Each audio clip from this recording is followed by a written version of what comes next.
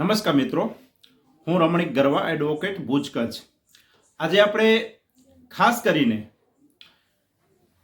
જ્યારે પણ આપણે રોડ રસ્તે જતા હોઈએ છીએ ત્યારે આપણી પાસે બાઇક અથવા ફોર વ્હીલર કોઈ પણ વાહન ચલાવીને આપણે જતા હોઈએ છીએ ત્યારે એ પોતાનું વાહન હોય અથવા બીજા કોઈ વ્યક્તિ એટલે મિત્રનું વાહન લઈને આપણે રોડ રસ્તે જતા હોઈએ છીએ ત્યારે એ વાહનના સંબંધિત સાધનિક આધારોમાં ખાસ કરીને વીમા પીયુસી એના છે કે નથી એ જોવા એ આપણી નૈતિક ફરજમાં આવે છે. કારણ કે ઘણી વખત આપણે જાણતા અજાણતામાં એવા વાહનો આપણે હંકારતા હોઈએ છીએ જે વાહનોના વીમા પીયુસી જેવા કોઈક પરમિટવાળા કાગળો આપણા હાથમાં હોતા નથી અને ના કારણે આવા અકસ્માતો જ્યારે થાય છે અને એ અકસ્માત થઈ ગયા બાદ જ્યારે તમારો વાહનનો વીમો નથી અને એ વાહન તમે હંકારીને જાઓ છો અને એ વાહનના કારણે કોઈ વ્યક્તિનું સામેવાળા વ્યક્તિનું જો મૃત્યુ થાય છે એવા સંજોગોમાં જ્યારે મૃત્યુ પામનાર વ્યક્તિના સગા સંબંધીઓ મારફતે જ્યારે કોર્ટમાં જ્યારે એનું ક્લેમ પાસ કરાવવા માટે એપ્લિકેશન એમએસસીપીના કેસો જ્યારે કોર્ટમાં દાખલ કરવામાં આવે છે ત્યારે જો તમારી ગાડીનો વીમો હોય તો એ વીમા કંપની ક્લેમ આપવા માટે જવાબદાર બનતી હોય છે. પરંતુ જો તમારી ગાડીનો વીમો નથી અને એવા વાહનો ચલાવીને માનો કે ક્યાંક અકસ્માત થઈ ગયો અને તમારા વાહનના કારણે સામેના વાહનનો ચાલક હોય કે બીજા કોઈ પેસેન્જરો હોય એનું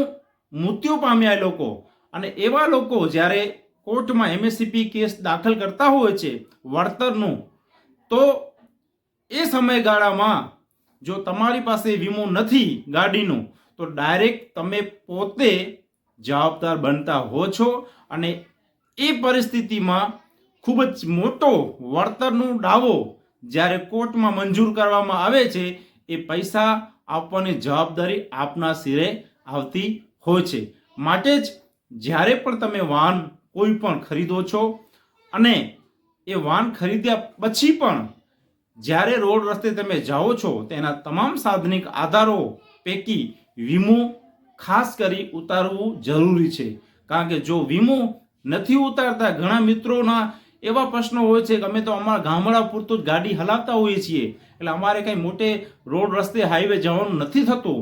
પરંતુ અકસ્માત એ રોડ રસ્તે પર થઈ શકે છે, ગલી મોહલ્લામાં પણ થઈ શકે છે. એટલે તમારા ગાડીનો વીમો આવશ્યક ઉતારવું જરૂરી છે અને જો એ ભૂલ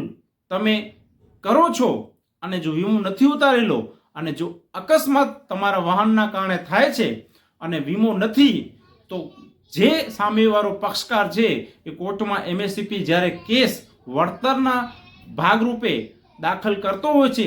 ત્યારે તમે પોતે જવાબદાર બનો છો અને મોટી રકમ લાખોમાં આપવા માટે કોર્ટ આપને કહેતી હોય છે. ત્યારે એ પરિસ્થિતિમાં કેવા કેવા લોકો શું પરિસ્થિતિ બહાર નીકળતા હોય છે એ સંજોગોમાં કોઈ તમારો હાથ ત્યારે પકડી નથી શકતા. માટે તમે જ્યારે પણ વાહન ચલાવો છો ત્યારે આવશ્યક રીતે તમારા વીમો પૂરો થઈ ગયો હોય તો રિન્યૂ કરાવી લેવાનું છે અને જો રિન્યૂ થઈ ગયો હોય તો સમયાંતરે જ્યારે પણ વાહન તમે ચલાવો છો તેમાં તમામ સાધનિક આધારો સાથે તમે